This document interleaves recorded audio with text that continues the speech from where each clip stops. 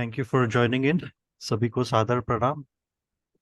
तो हम आज के सेशन में श्लोका 2.3 को बहुत विस्तार से बहुत बारीकी से समझने की कोशिश करते हैं। ये शायद सेशन बहुत लंबा चलेगा, maybe more than 1 hour. तो बस मैं यही रिक्वेस्ट करता हूँ कि आप एंड तक बने रहिए, because there are lot of takeaways in this session. बहुत सारे लाइफ लेसन है, बहुत सारे केस स्टडीज है, बहुत सारे स्टोरीज है, और बहुत ही इम्पोर्टेंट श्लोका है, specially those who are into decision making. जो लोग डिसीजन लेते हैं उनके लिए ये सेशन बहुत ही इम्पोर्टेंट है। So try to be there till the very end. Hope my audio is very clear to you. If the audio is very clear, just type yes in the chat box. Okay, great. Thank you for your responses. अभी हम ये जो session रहेगा, ये दोनों हम हिंदी और English दोनों में, Hindi medium of instruction Hindi और इंग्लिश होगा। तो चलिए शुरू करते हैं। ये श्लोका को पहले मैं दोहराता हूँ, बाद में आप कृपया मेरे साथ दोहराइए और या मेरे बाद में दोहराइए।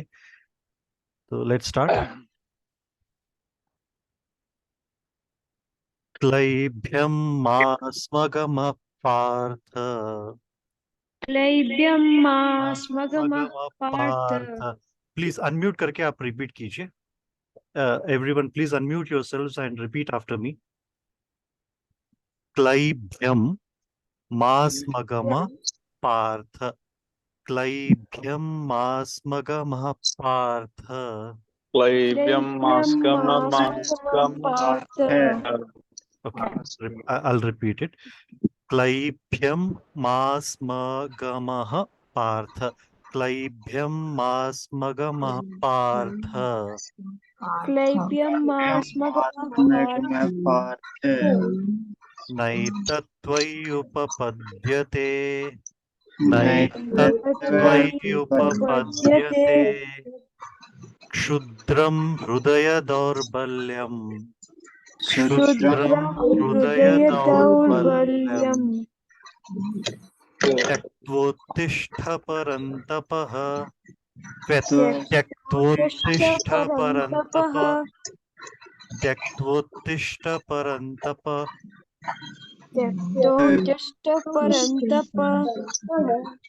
Okay, परन्तपा। Kindly mute yourselves. अपने आप को म्यूट कर लीजिए प्लीज। राइट। तो ये बहुत एक इम्पॉर्टेंट श्लोक है। ये 2.2 से कंटिन्यूएशन होता है। 2.2 में अर्जुन, सॉरी, श्री कृष्ण परमात्मा अर्जुन को डांट रहे हैं, और वही डांट 2.3 में भी कंटिन्यू होता है। तो इसका अर्थ हम समझ लेते हैं, बहुत बारीकी से समझ लेते हैं। तो क्लैभ्यम, ये शब्द जो होता है, क्लिभ, क्लिभ से उद्भव होता है। क्लिभ यानी इम्पोर्टेंट, यूनच। क्लिभ यानी इम्पोर्टेंस, मेंटल वीकनेस, कॉवर्डिस।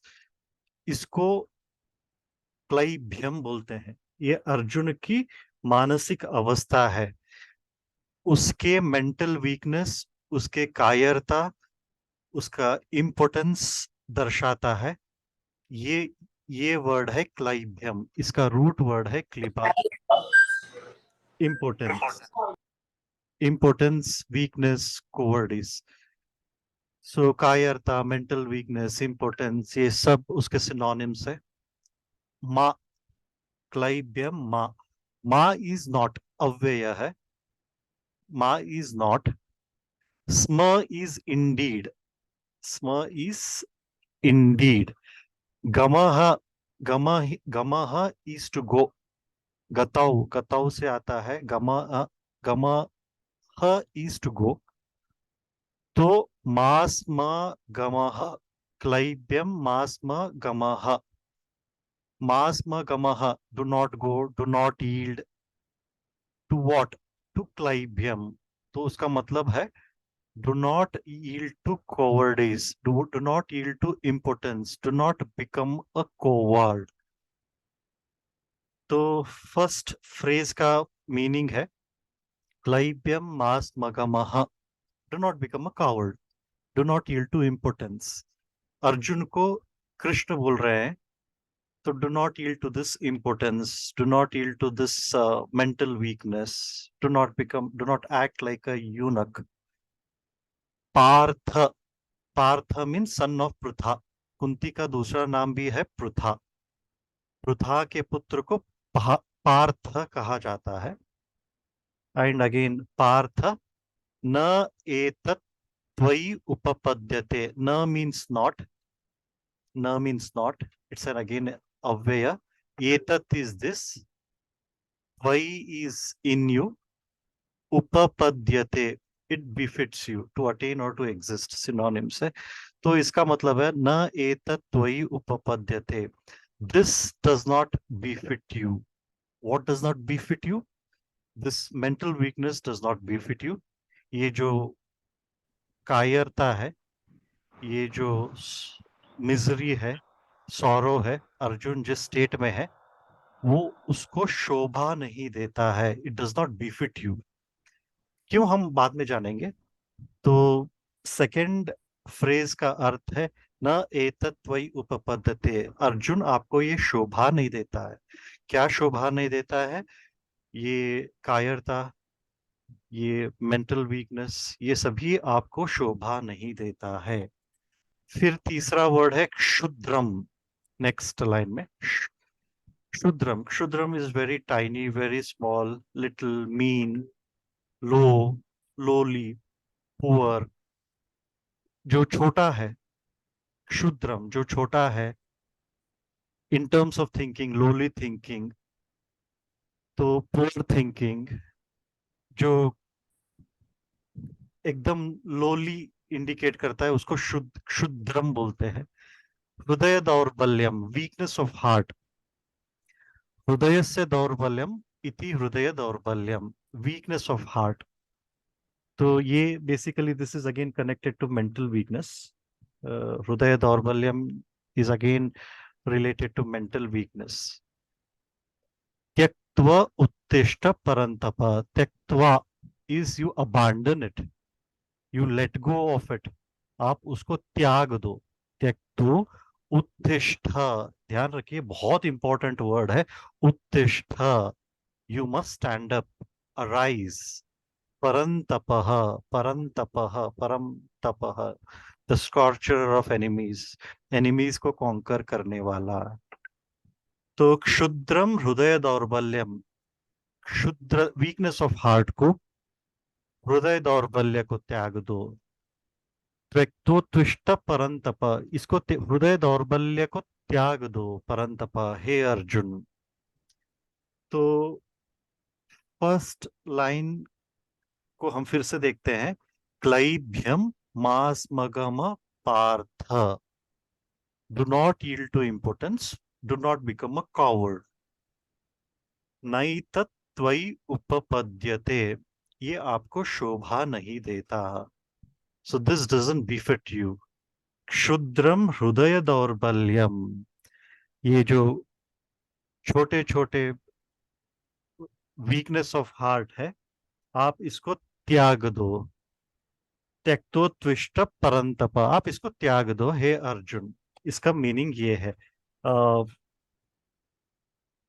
इसमें कुछ शंका है तो बोलिए. If you have any doubts in this please ask.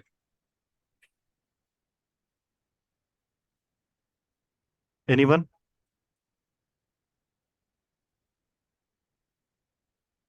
आपको आवाज सुनाई दे रही है ना? हाँ आवाज तो आ रही है. आवाज आ रहा है. Okay okay.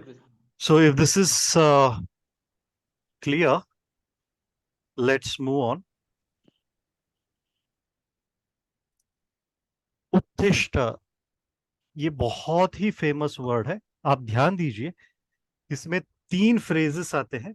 3 बहुत ही इंपॉर्टेंट फ्रेजेस है. क्लैब्यम, ये फर्स्ट वाला क्लैब्यम.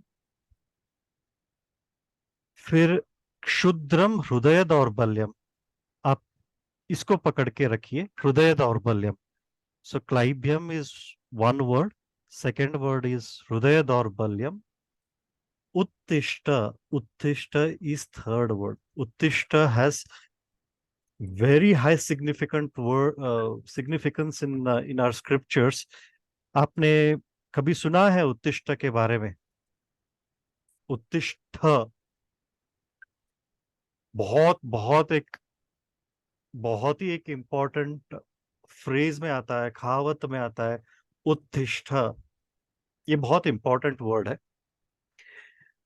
तो ये विवेकानंद जी कहते हैं, उत्तिष्ठता जागृता प्राप्य वरान निबोधत. उत्तिष्ठता जागृता प्राप्य वरान निबोधत.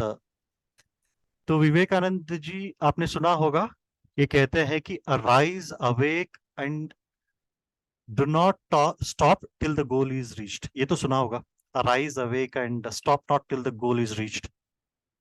उसी का अर्थ है ये उत्तिष्ठता जागृता प्राप्य वरान निबोधता. उत्तिष्ठता अगेन यहाँ पे वो बोल रहे हैं, उठो, जागो, और तब तक मत रुको जब तक आप लक्ष्य की प्राप्ति न करें. तो यहाँ पे फोकस करने वाला वर्ड है उत्तिष्ठता. श्री कृष्ण परमात्मा भी अर्जुन को यही बोल रहे हैं. आप यहाँ पे देखिए, उत्तिष्ठ परंतप, जागो, उठो अर्जुन. सो यहाँ पे भी विवेकानंद जी भी हमें यही बोलते हैं. तो उठो, जागो, और तब तक मत रुको जब तक आप लक्ष्य की प्राप्ति न करें. ये जो स्टेटमेंट है, ये कठोपनिषद के 1.3.14 में वर्णित है. तो this is a part of dialogue between Yama and Nachiketa. Yama और नचिकेता के बीच जो संवाद होता है कठोपनिषद में, उसका ये हिस्सा है. उसमें ये उल्लेखित किया गया है, उत्तिष्ठता जागृता प्राप्य वरन निबोधता. तो ये प्रसंग ये आता है कठोपनिषद में, नचिकेता वॉज सेंट टू यमा by his father Vajashrava. Nachiket को उसके पिता वाजश्रव मृत्यु के देवता यम के पास भेज देते हैं. Now Nachiketa asks Yama to teach him self knowledge. Nachiketa Yama को बोलते हैं, मुझे आत्मज्ञान सिखाओ, मुझे आत्मज्ञान सिखाओ. तो इसके उत्तर में यम नचिकेत को सलाह देते हुए कहते हैं कि उठो, जागो, और तब तक मत रुको जब तक कि तुम्हें आत्मज्ञान की प्राप्ति न हो. वहां से ये कॉन्टेक्स्ट विवेकानंद जी ने उठा के ऐसा बोला है. तो ये बेसिकली यम नचिकेत को बोलते हैं. So he is advising Nachiketa to rise awake and do not stop until he learns this sacred self knowledge from learned teachers. So अभी तो हमें समझ में आया कि ये कई जगह वर्णन किया हुआ है. अभी हमें देखना है श्री कृष्ण परमात्मा भगवद गीता में कितनी बार उत्तिष्ठ बोलते हैं अर्जुन को. उत्तिष्ठ यानी अराइज, उठो, कितनी बार बोलते हैं. तो गिनती करें तो गीता में कम से कम 4 बार उत्तिष्ठ का उल्लेख किया गया है. 4 बार. जनरली गीता में किसी चीज का रिपीट नहीं होता है, लेकिन यहाँ श्री कृष्ण परमात्मा अर्जुन को 4 बार उठो बोल रहे हैं. तो आप अर्जुन की अवस्था को समझिए. एक बार में अगर कोई उठ जाओ बोलेगा, अगर वो उठ गया तो बड़ी काम हो गया. लेकिन अगर श्री कृष्ण परमात्मा अर्जुन को उठो बोलते हैं और अर्जुन उठ जाता और कर्मयोग में लग जाता, कार्य सिद्धि में लग जाता, तो शायद हमें गीता ज्ञान प्राप्त भी नहीं होता. तो यहाँ श्री कृष्ण बार बार बार बार अर्जुन को ये कह रहे हैं कि उठो उठो उठो उठो. 4 बार कह रहे हैं. तो एक तो इस श्लोक में उन्होंने ऑलरेडी कहा उठो करके. तो इसमें हमें एक लाइफ स्किल मिलता है. लाइफ स्किल ये है कि कीप रिमाइंडिंग और rectifying the mistakes till the desired behavior is attained or seen. Don't shy away from reminding or rectifying mistakes or motivating or inspiring consistently. इसमें लाइफ लेसन ये मिलता है कि आप किसी को देखते हो, किसी में खामियां देखते हो, किसी में त्रुटियां देखते हो, तो आप उसको रेक्टिफाई करें, आप उसको बिहेवियर चेंज करने को रिमाइंड करें और करते रहें। आपको करना ही पड़ेगा, ये करते रहें, क्योंकि श्री कृष्ण परमात्मा भी अर्जुन को वो कर रहे हैं, वो जगा रहे हैं, एक नहीं 4 बार। You don't have to shy away from reminding or rectifying mistakes or motivating people consistently. और ये चाहे पेरेंट चाइल्ड के रिश्ते में हो, एम्प्लॉयर एम्प्लॉय रिश्ते में हो, हस्बैंड वाइफ के रिश्ते में हो, ब्रदर सिस्टर के रिश्ते में हो, लीडर फॉलोअर के रिश्ते में हो, क्लोज क्लाइंट के रिश्ते में हो, ये सब जगह यूनिवर्सल लॉ है। अगर एम्प्लॉयर एम्प्लॉय, अगर एक कॉन्टेक्स्ट को, कॉर्पोरेट सेटिंग को देखें, अगर एम्प्लॉयर सोचता है कि बॉस सोचता है मैंने तो बोल दिया ये प्रॉब्लम है, और वो एम्प्लॉय जो है, रिपोर्टी जो है, वो रिस्पॉन्सिबल है, वो समझ जाएगा, इसके बाद मेरे को बार बार दोहराना नहीं है। That is the mistake he is making. An employer should remind him till he sees the desired change in him. उनको बार बार श्री कृष्ण परमात्मा की तरह दोहराना पड़ता है। ये एक इम्पॉर्टेंट लाइफ लेसन है। ये रिश्तों में भी लागू होता है, रियल लाइफ के बहुत सारे पहलुओं में भी, डिफरेंट डिफरेंट सर्कमस्टांसेस में भी लागू होता है। जहां हमें मिस्टेक्स नजर आए, जहां किसी को मोटिवेशन की जरूरत है, इंस्पिरेशन की जरूरत होती है, वहां हमें बार बार बोलना नहीं पड़ता है। ऐसा नहीं कि एक बार बोल दिया और उसको इनग्रेन हो गया। जब तक आप बार बार नहीं बोलेंगे तब तक उनको इनग्रेन नहीं होगा। तो हमने देखा कि 4 बार श्री कृष्ण परमात्मा यहाँ बोलते हैं। फर्स्ट यहाँ पे उल्लेखित है 2.3 वर्स में। अभी नेक्स्ट में, हतो वा प्राप्स्यसि स्वर्गम जित्वा वा भोक्ष्यसे महिम तस्माद् उत्तिष्ठ कौन्तेय युद्धाय कृतनिश्चयः। ये 2.37 के सेकेंड लाइन में देखिए, तस्मात् उत्तिष्ठ कौन्तेय। यहाँ पे भी एक वर्ड यूज किया गया है, उत्तिष्ठ, अराइज। Kaunteya is Arjun. तो यहाँ पे वो श्री कृष्ण परमात्मा बोल रहे हैं, if you fight, you either will be slain on the battlefield and you will go to celestial abodes, or if you gain victory, you will enjoy the kingdom on earth. Therefore, Arjuna, arise with determination and be prepared to fight. यहाँ पे बोल रहे हैं, अर्जुन, अगर तुम युद्ध करते हो और तुम युद्ध के मैदान में मारे जाओगे तो तुम्हें स्वर्ग लोक मिलेगा। अगर तुम मारे जाओगे तो तुम्हें स्वर्ग लोक, दिव्य लोक मिलेगा। अगर तुम विजय प्राप्त कर लोगे तो तुम्हें पृथ्वी पर राज्य का आनंद उठाओगे। अगर तुम जीत भी गए तो तुम्हें राज्य मिलेगा। तो इसलिए हे कुंती पुत्र, दृढ़ निश्चय के साथ उठो। यहाँ पे फिर से इंस्पायर कर रहे हैं, दृढ़ निश्चय के साथ उठो। फिर से देखिए, सेकेंड चैप्टर होके फोर्थ चैप्टर में आते हैं, कर्म संन्यास योग में श्री कृष्ण। उसके लास्ट श्लोक, फिर भी अर्जुन की शंकाएं रहती है।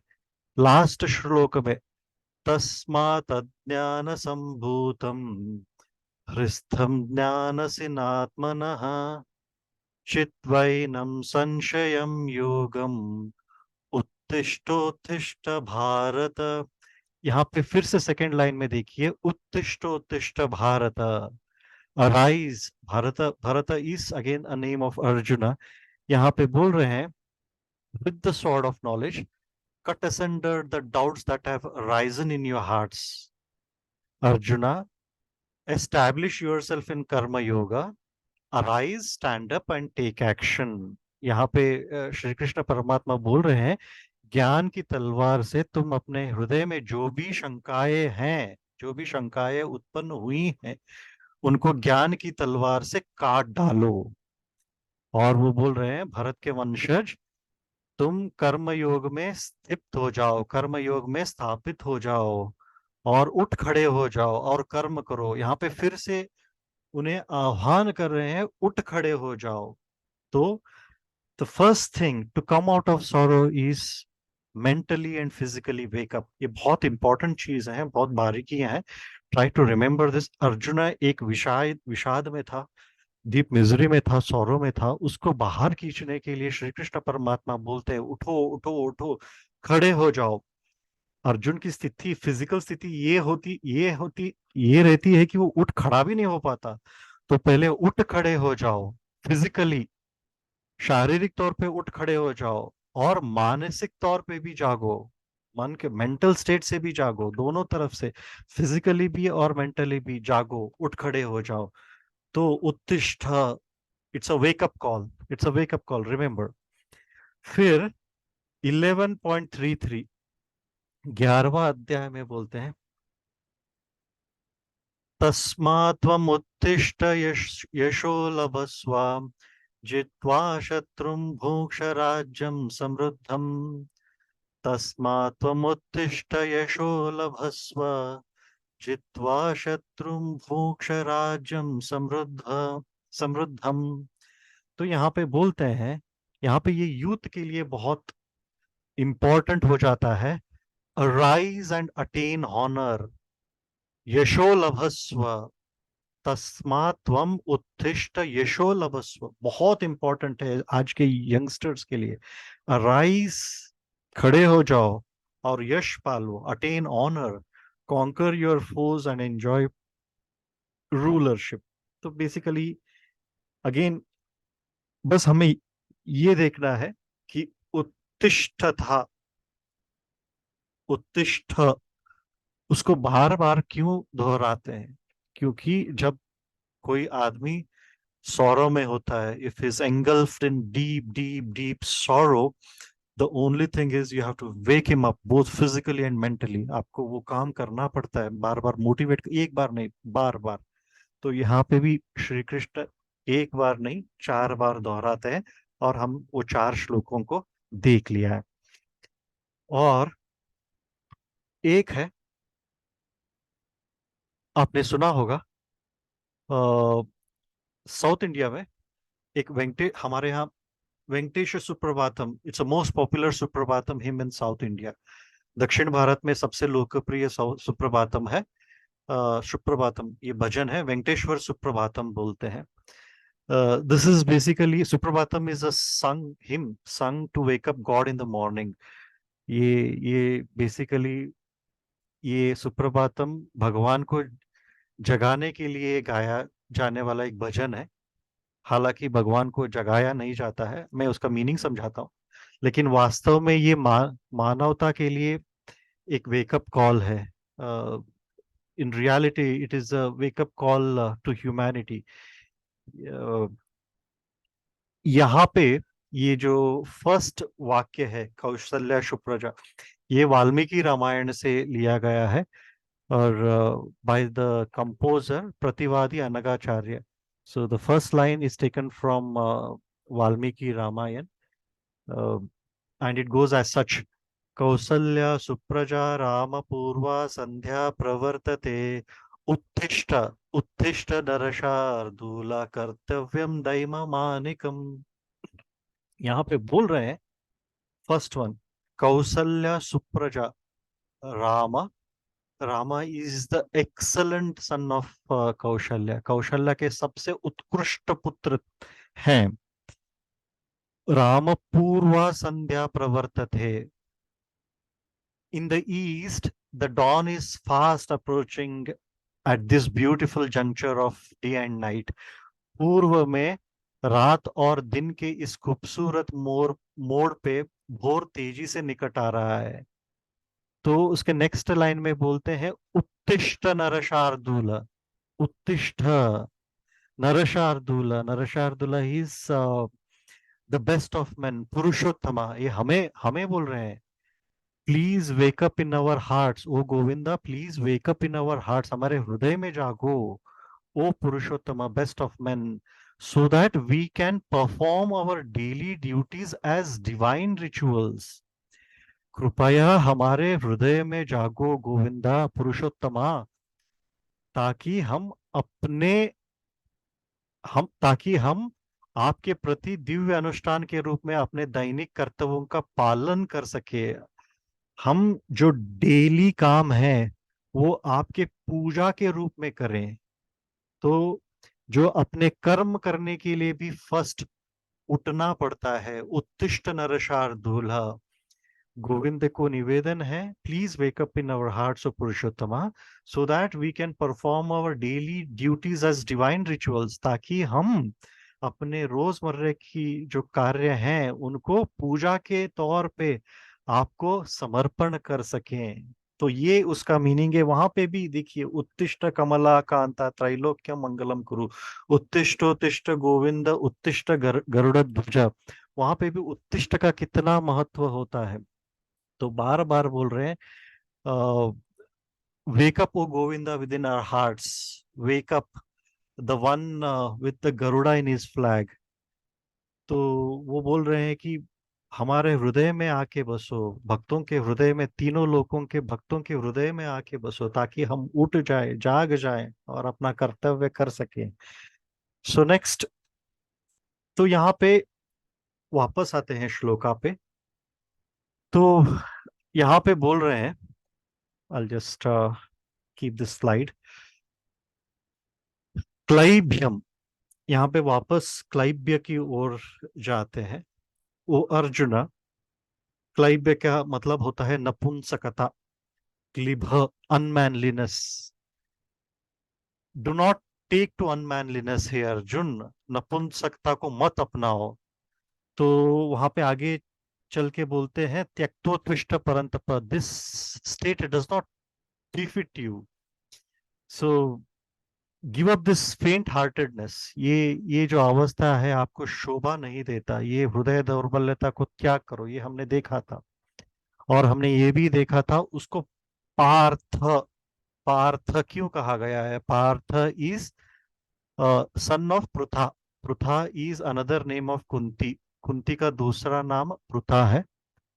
तो पृथया कुंतया पुत्र, पृथया कुंत्या पुत्र, so son of Pritha is Partha, son of Kunti को पार्थ बोलते हैं। क्लैब्यम मास मगमः, तो क्लैब्यम is unmanliness, weak mindedness.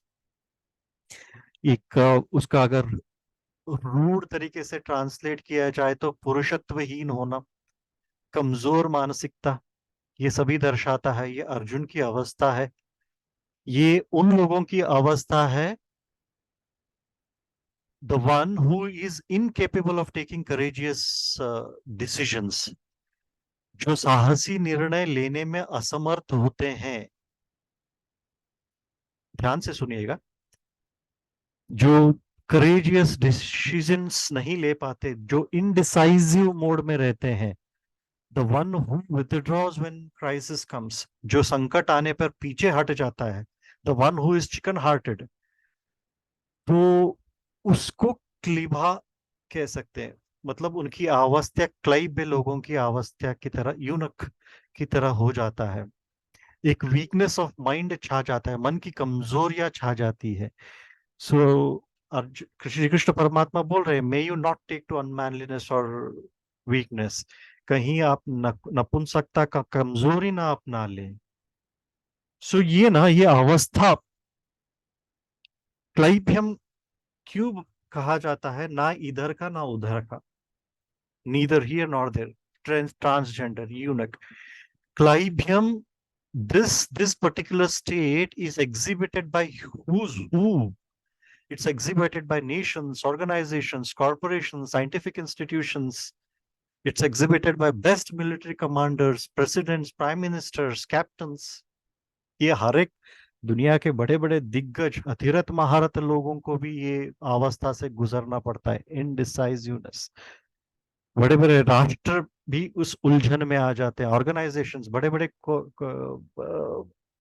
Corporations. ये क्लाइब, ये इनडिसाइजिवनेस इस अवस्था में आ जाते हैं। एक एक हिस्ट्री में एक प्रसंग हुआ, ध्यान से सुनिए ये चीज को, आप बहुत अर्जुन की स्थिति को बहुत अर्जुन की स्थिति के साथ रिलेट कर पाएंगे। म्यूनिक एग्रीमेंट, म्यूनिक समझौता, ये वर्ल्ड वॉर के दौरान होता है। यहाँ पे नेविल चेम्बरलिन करके प्राइम मिनिस्टर रहते हैं, ही was the prime minister of UK, और उन्होंने he was best known for his policy of appeasement towards Nazi Germany. तो उन्होंने नाजी जर्मनों के प्रति तुष्टीकरण की नीति के लिए बहुत प्रसिद्ध है वो British prime minister Neville Chamberlin. In fact, he is infamous for that because of the policy of appeasement towards Nazi Germany. तो उन्होंने एक पॉलिसी ऑफ अपीजमेंट, एक एक थोड़ा सहूलियत दी नाजी जर्मनी को, इनफैक्ट बहुत सारी सहूलियत दी, जिसके कारण द्वितीय महायुद्ध छिड़ गया, महायुद्ध छिड़ गया। तो बेसिकली क्या होता है, एक बार British prime minister Neville Chamberlain, तो वो जर्मन चांसलर अडोल्फ हिटलर को म्यूनिक में मिलते हैं। तो Chamberlain agree to allow German to annex एक क्षेत्र में के सटन लैंड करके एक क्षेत्र होता है, सटन लैंड करके, वो क्षेत्र को अनेक्स कब्जा करने को एक परमिशन देते हैं in exchange for Hitler's promise to respect the borders of Czechoslovakia.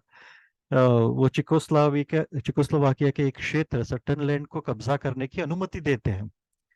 बदले में ये समझौता कर लेते हैं, बदले में ये वादा ले लेते हैं हिटलर से कि वो चेकोस्लोवाकिया के सीमाओं को सम्मान करेगा, उसके ऊपर आक्रमण नहीं करेगा, थोड़ा सहूलियत देते हैं।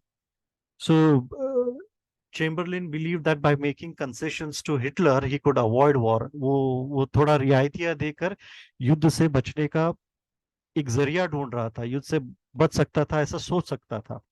But Adolf Hitler's ambitions were becoming evident. वो expansionist ambition का ही था अडोल्फ हिटलर, तो उसका विस्तारवादी महत्वाकांक्षाएं बढ़ ही रही थी। So his ambitions were becoming evident and the tensions were escalating in Europe, और यूरोप में तनाव का वातावरण छा गया। तो चेम्बरलिन का मेन उद्देश्य था कि वॉर को किसी भी तरह अवॉइड किया जाए, थोड़ा सहूलियत हिटलर को दे दिया जाए। So he believe that by giving in to his demands peace could be maintained. Hitler की मांगों को अगर वो हिटलर की मांगों को अगर वो मानते हैं, थोड़ा सहूलियत दे देते हैं, तो शांति कायम रखने की संभावना बढ़ जाती है, ऐसा उनका सोच था। सो ये however this policy of appeasement and failed entirely and Germany invaded Poland starting World War II. ये उनका जो तुष्टीकरण का नीति था, अपीजमेंट पॉलिसी था, ये विफल हो गया अंततः, ये अल्टीमेटली विफल हो गया, और जर्मनी ने 1939 में पोलैंड पे आक्रमण कर दिया, जिससे द्वितीय विश्व युद्ध का शुरुआत हो गई। ये देखिए, ये चेम्बरलिन को पता था कि हिटलर की महत्वाकांक्षा, he was aware of his expansionist plans, he was aware of his ambitions, फिर भी उन्होंने सहूलियत दी। और जब उसने चेकोस्लोवाकिया के बॉर्डर्स को भी अनेक्स किया, फिर भी सहूलियत दी। सो चेम्बरलिन्स indecisiveness in the face of Nazi threat had a devastating impact on Europe. यहाँ पे क्या हुआ, हिटलर अनेक्स करता ही गया, he annexed Austria, Czechoslovakia without any resistance from Britain. तो ब्रिटेन से किसी भी तरीके का प्रतिरोध को सामने किए बिना वो अपना क्षेत्र, जर्मनी के क्षेत्र को विस्तार करते गया, और यूरोप पर इसका भारी विनाशकारी प्रभाव पड़ा। और ब्रिटेन देखता रह गया, और यहाँ पे Chamberlin he was indecisive, Hitler expansion करता रहा, तो ब्रिटेन के प्राइम मिनिस्टर डिसाइड नहीं कर पा रहे थे कि उनके जर्मनी के ऊपर आक्रमण किया जाए, क्या सहूलियत किया जाए। तो इस इनडिसाइसिव के दौरान हिटलर एक्सपांड करता गया और द्वितीय महायुद्ध छिड़ गया. So the this outcome, the outcome of Chamberlain's indecisiveness was devastating. World War II broke out, resulting in immense human suffering, loss of life, destruction at an unprecedented scale never seen before.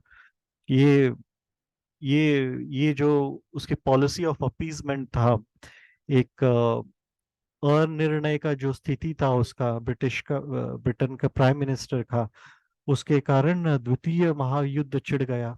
I mean देखिए, एक leader अगर indecisive mode में चला जाता है तो उसका दुष्परिणाम द्वितीय महायुद्ध जैसे महान इवेंट्स को पैदा करते हैं. So it's a cautionary tale about the dangers of indecisiveness in the face of aggression. यहाँ पे हिटलर अग्रेसिव मोड में था. सिमिलरली आप इसको को रिलेट कीजिए, अर्जुन भी अग्रेसिव मोड में था, बहुत ही अग्रेसिव मोड में था. सॉरी, कौरव अग्रेसिव मोड में थे. और जैसे कि ब्रिटेन के प्रधानमंत्री जैसे इनडिसाइसिव स्टेट में थे, वैसे ही अर्जुन इनडिसाइसिव स्टेट में है. तो उसका परिणाम क्या हुआ? द्वितीय महायुद्ध छिड़ा. तो अर्जुन इसी स्टेट में अगर इनडिसाइसिव रहेंगे तो उसके परिणाम बहुत भारी होगा. तो ऐसे बहुत सारे हिस्ट्री में बहुत सारे उदाहरण हैं. जैसे कि 2008 फाइनेंशियल क्राइसिस हुआ था. आप सबको तो पता है, ड्यूरिंग 2008 फाइनेंशियल क्राइसिस उसमें क्या हुआ? several high profile executives they demonstrated a lack of courage to take hard decisions by failing to address the underlying issues that were causing the collapse of major financial institutions. ये वो उनके बहुत high profile executives, उनके वो tough decisions नहीं ले पाए. वो थोड़े इनडिसाइसिव मोड में थे 2008 वित्तीय संकट के दौरान. इसके कारण जो प्रमुख वित्तीय संस्थान थे उन सब का पतन हुआ. सो एक एग्जांपल आता है लेमन ब्रदर्स का. So Richard Fuld was the former CEO of Lehman Brothers. Lehman Brothers एक बहुत, it was considered as one of the largest investment banks at that time. एक बहुत बड़ी निवेश बैंकों में गिना जाता था. तो उसने क्या किया, रिचर्ड फुल्ड ने, instead of taking decisive action to address the risky mortgage backed securities that were at the heart of this financial crisis, they turned the blind eye towards that, hoping that crisis would resolve itself. ये उन लोगों ने ये जोखिम भरी जो securities थे, जो प्रॉब्लम के सोर्स थे, उनको अनदेखा कर दिया. वो अनदेखा कर दिया और उनके ऊपर एक्शंस नहीं लिए. एक स्टेट ऑफ इनडिसाइसिवनेस में गए. Lehman Brothers, company like Lehman Brothers, तो उन लोगों ने सोचा that crisis would resolve itself. Time के साथ वो क्राइसिस ऑटोमेटिकली रिजॉल्व होगा. तो क्या देखने को मिला? their indecisiveness, their lack of courage to confront the reality eventually led to bankruptcy of Lehman Brothers. अंततः वो लेमन ब्रदर्स दिवाला हो गया. It had a ripple effect throughout the global economy. पूरा इकोनॉमी को लेके डूबा. एक कंपनी के हाई प्रोफाइल सीईओस कभी भी इनडिसाइसिव नहीं हो सकते. जब क्लाइब्यम इनडिसाइसिवनेस के मोड में एक देश का प्रधानमंत्री जाता है तो द्वितीय युद्ध, विश्व महायुद्ध छिड़ जाता है. जब कंपनीज के सीईओज, हाई प्रोफाइल एग्जीक्यूटिव्स जब इनडिसीजन वो स्टेट में चले जाते हैं, कंपनी डूब जाता है. The same is the case with Nokia. Nokia ने भी they did not take quick actions against Apple and Samsung. वो भी एक डॉर्मेंट प्लेयर की तरह मोबाइल इंडस्ट्री में they remain dormant. They did not switch to smartphone revolution, they did not gain momentum. Nokia के शीर्ष प्रबंधन जो था, Nokia stock management, faltered in their decision making. निर्णय लेने में लड़खड़ा गए. तो ultimately leading to the downfall of this entire enterprises. एक जमाना आ गया जब नोकिया डोमिनेट करता था उनके कीबोर्ड फोन से, लेकिन एक जमाना आ गया जब स्मार्टफोन का रेवोल्यूशन हो गया। स्मार्टफोन्स, एप्पल और सैमसंग बड़े बड़े स्मार्टफोन्स लेके आने लगे with touch screens, with advanced operating system. तब नोकिया स्ट्रगल किया। नोकिया के executives, they were indecisive about shifting their focus from traditional keyboard phones to smart phones. वो इनडिसाइसिव थे। तो उनमें एक फियर था that it would disrupt their current profitable business model. वो इनडिसाइसिव थे नोकिया के एग्जीक्यूटिव्स। उनको एक डर लगा रहता था कि वो उनका जो स्वीट जोन था, करंट प्रॉफिटेबल बिजनेस मॉडल, उनको क्यों जाने दे। वो करंट प्रॉफिटेबल बिजनेस मॉडल जो था उसको बरकरार रखते हैं, आगे देखा जाएगा। लेकिन वो भारी पड़ा। Due to their indecisiveness they miss the opportunity to enter the smartphone market early. वो क्या हुआ, उसका आउटकम बहुत ही कैटास्ट्रोफिक हुआ। So Nokia's indecisiveness was catastrophic. They lost their market share. Devices became outdated and irrelevant. Companies' revenue plummeted. Massive layoff हुआ। तो उन्होंने अंत में क्या हुआ, they had to sell off their entire mobile phone business to Microsoft.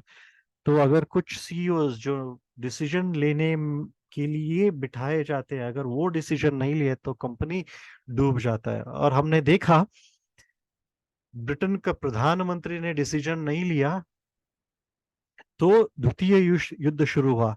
एक ऐसा ही एक कहानी आता है बैटल ऑफ स्टालिनग्राड में। स्टालिनग्राड करके बहुत ही फेमस है, बैटल ऑफ स्टालिनग्राड करके। सो 1940 में Germany army launched a massive offensive against the Soviet city of Stalingrad. बड़े पैमाने पे सोवियत ने रूस का एक शहर स्टालिनग्राड पे आक्रमण हुआ। ये जर्मनी ने आक्रमण किया रूस के एक शहर स्टालिनग्राड पे। बहुत बहुत मैसिव ऑफेंसिव, एक बड़े पैमाने पे आक्रमण हुआ। And battle lasted for over 6 months and it was considered as one of the and it is still considered as one of the bloodiest battle in history. ये इतिहास का सबसे खूंखार लड़ाइयों में से एक माना जाता है बैटल ऑफ स्टालिनग्राड। ये 6 महीने तक लड़ा। यहाँ पे जर्मन एक कमांडर थे फ्रेडरिक पॉलस।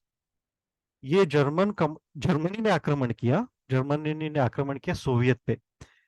तो आक्रमण करने के बाद जर्मन कमांडर फ्रेडरिक पॉलस तो आक्रमण तो कर दिया, but he was indecisive in the early stages of battles. He hesitated to commit his reserves. तो युद्ध तो छिड़ गया, युद्ध तो आक्रमण तो कर दिए, लेकिन वो सफिशिएंट रिजर्व्स को भेजता नहीं था। प्रारंभिक चरण में वो एक अनिर्णय की स्थिति में चला गया और वो अपने रिजर्व्स को भेजता नहीं गया। पहले एक फ्यू बटालियंस को भेज के चुप रह गया।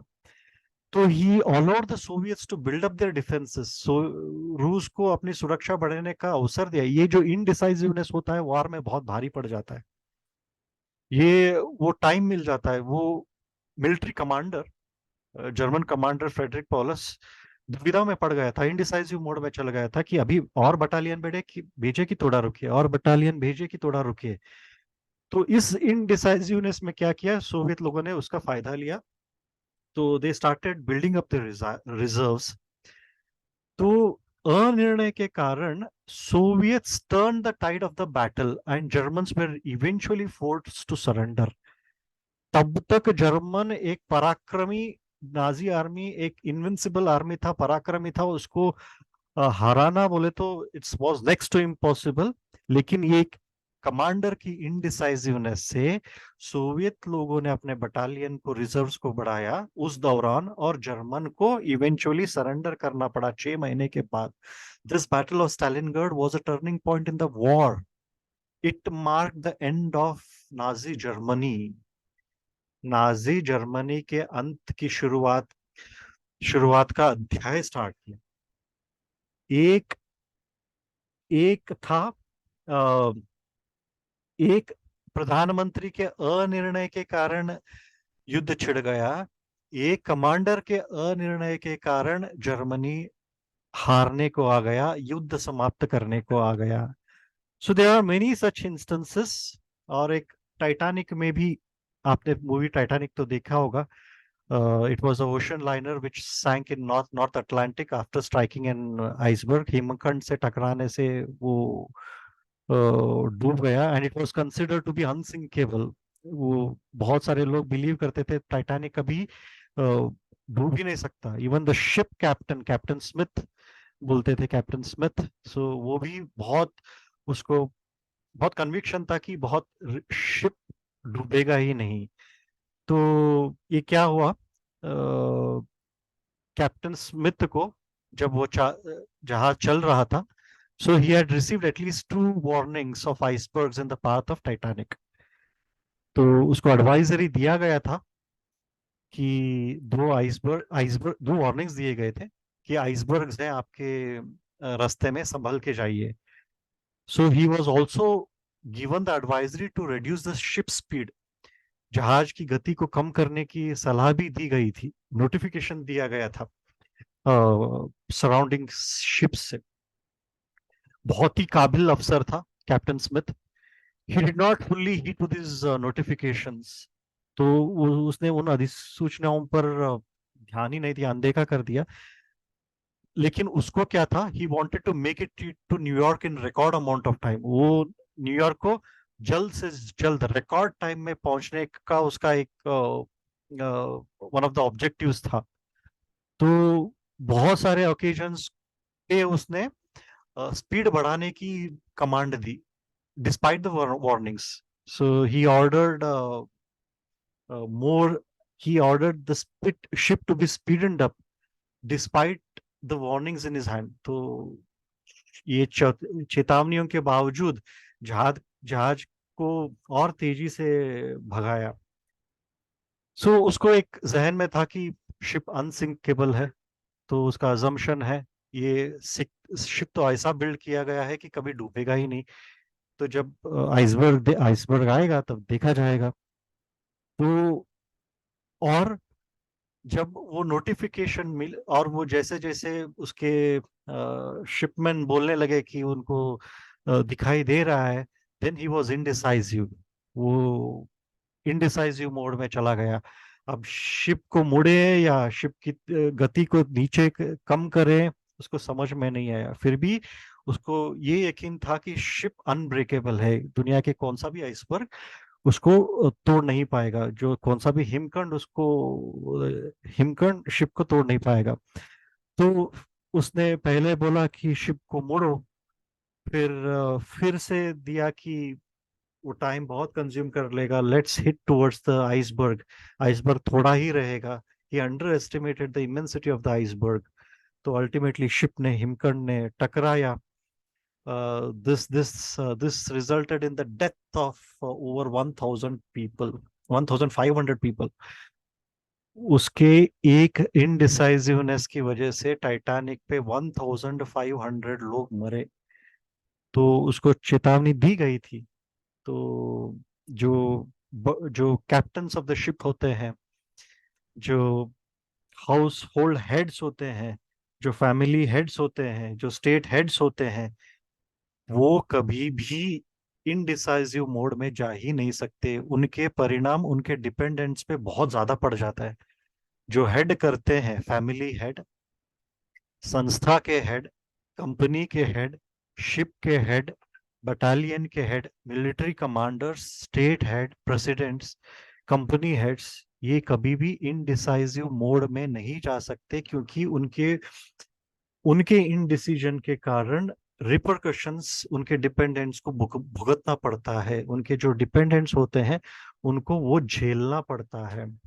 ये थोड़ी, आई मीन, ये फ्यू ऑफ द एग्जांपल्स हैं। तो एक और आता है चैलेंजर डिजास्टर करके। चैलेंजर एक स्पेस शटल था। तो 1986 में एक चैलेंजर अंतरिक्ष यान दुर्घटना हुआ। It was a space shuttle accident. The Challenger was a space shuttle. the space shuttle exploded shortly after liftoff. तो उड़ान भरने के तुरंत बाद ही वो विस्फोट हो गया. It killed almost all 7 crew members. तो उसमें क्या था कि the disaster was caused by faulty O-ring seal in one of the rocket boosters. Rocket के बूस्टर्स में एक फॉल्टी ओ रिंग सील करके पाया गया था. O ring seal. तो the design engineers, the engineers who design the rocket boosters had warn NASA. NASA को पहले ही इसको बताया गया था. They had warn NASA about the dangers of O ring seal. O ring seal खराब हुआ है, उसके कारण ये स्पेस शटल माल फंक्शन हो सकता है करके पहले ही वार्निंग दिया गया था. Company like NASA with all the inputs, with all the intelligence, was indecisive in its response. NASA जैसे कंपनी, साइंटिफिक कंपनी जो डेटा पे आधारित, डेटा पे निर्णय लेते हैं, जो इंट्यूशन पे निर्णय नहीं लेते, इमोशंस पे निर्णय नहीं लेते हैं, तख्ते पे आधार फैक्ट्स पे निर्णय लेते हैं, वो नासा अपने वो भी इनडिसाइसिव, नासा जैसे संस्था इनडिसाइसिव मोड में चला गया. So they decided to launch the shuttle despite the concerns of the engineers. तो ये क्या हुआ? This led to Challenger disaster. It was a major setback for the entire US space program. तो ये जो वाकयात हुआ, ये जो Challenger आपदा हुआ, it raised questions about NASA's decision making progress. NASA के निर्णय लेने की प्रक्रिया पर भारी सवाल उठ गए. So now this disaster proved that NASA, this disaster showed that NASA was not willing to take tough decisions even when lives were at stake. मतलब जब जीवन खतरे में थे तब भी वो टफ डिसीजंस नहीं ले पाए, वो डिसीजन मेकिंग प्रोसेस में सदृढ़ नहीं थे, इनडिसाइसिव ही थे. सो हिस्ट्री में बहुत सारे ऐसे उदाहरण पाए जाते हैं जब लोग, लीडर्स, अर्जुन जैसे लीडर्स इनडिसाइसिव मोड में चले जाते हैं. वो इनडिसाइसिव मोड ही क्लैब्य है, क्लैब्यावस्था है, क्लैब्यम, indecisive mode. Unable to take tough decisions, unable to decide, इधर जाए उधर जाए. देश के प्रधानमंत्री, नेविल चेम्बरलिन, कंपनी के सीईओस, लेमन ब्रदर्स, नासा जैसी संस्थाएं, ऐसे सिचुएशन में लड़का, military commander, captain Smith of Titanic, ऐसे कमांडर्स डगमगा जाते हैं. तो अर्जुन को भी ऐसे ही स्थिति थी. तो हाँ, सो अर्जुन भी गीता सुन रहे थे हमारी तरह. तो यहाँ पे एक और कुछ नेम्स आते हैं.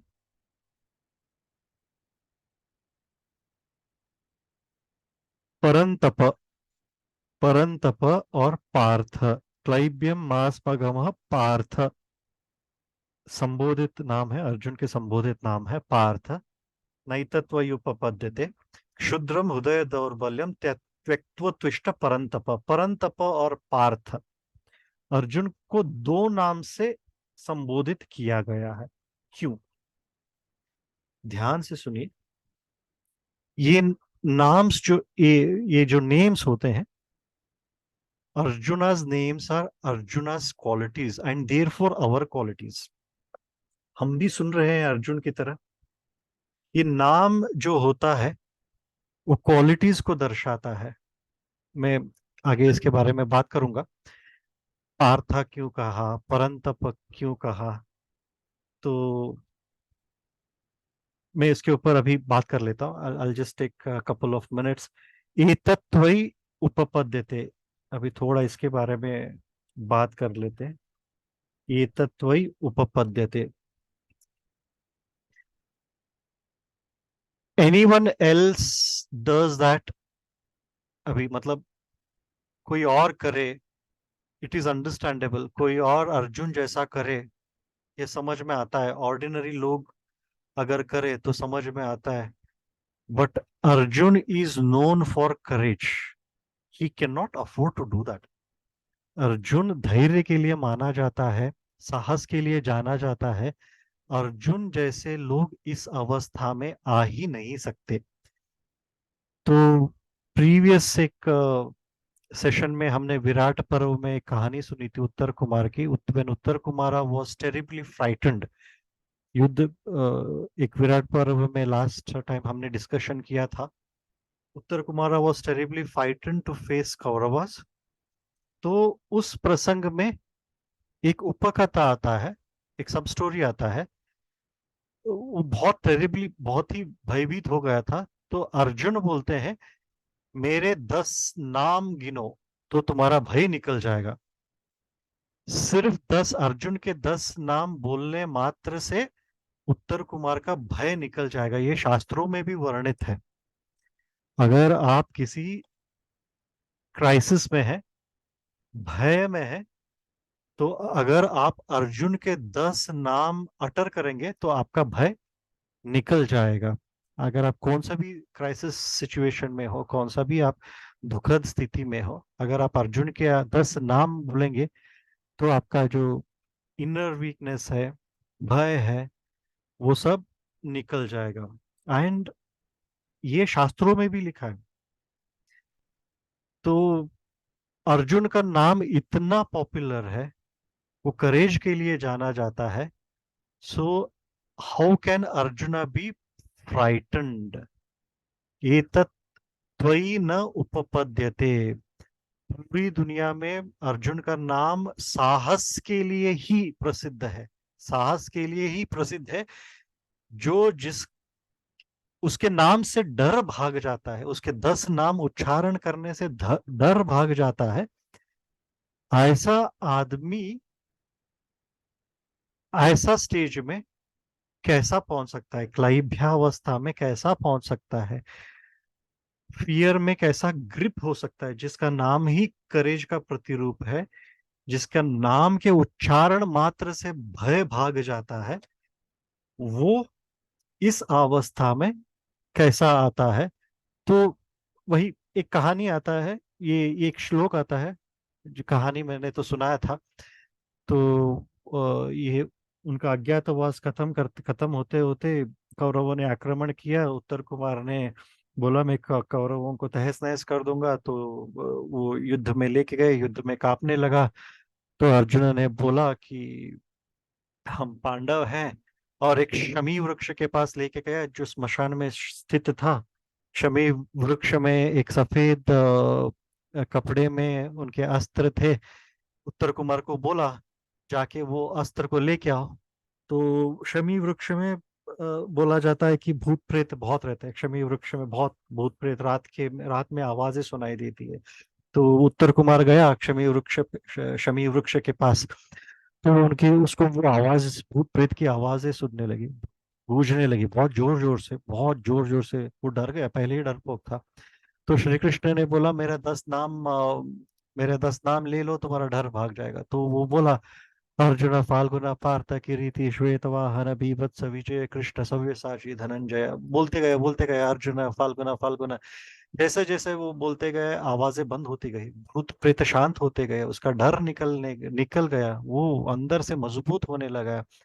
वही शास्त्रों में उल्लेखित किया गया है, जो अर्जुन के 10 नाम लेगा उसका डर निकल जाएगा। उत्तर कुमार ने भी ऐसा ही किया, तो उसका डर निकल गया। तो वो वेपन्स, शमी वृक्ष से वेपन्स को लेके आ गया। आगे आप कहानी जानते हैं, पांडवस गॉट विक्ट्री ओवर कौरवस। तो वही है, यहाँ पे अर्जुन के 10 नाम दिए गए हैं। अर्जुन फाल्गुन पार्थ किरीटी श्वेतवाहन बीभत्स विजय कृष्ण सव्यसाची धनंजय। तो श्री कृष्ण परमात्मा भी जो है